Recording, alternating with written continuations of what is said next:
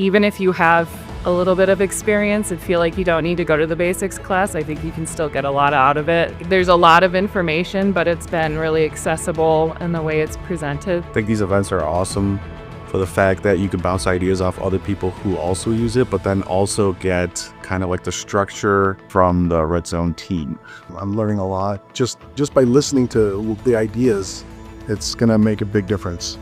You definitely learn a lot. Like there's some stuff I thought I had it down, but I learned what I didn't know here. It's been worthwhile having those conversations with others, seeing how they use it and what kind of solutions they found and how they've approached problems. Well, we want to do things a little bit differently with the way we utilize Redzone in some areas, so this will help give us the skill set that we need to be able to do that. So I've been creating data sheets, but I really never was taught, so I wanted to go back to the basics. It's never too late to go backwards.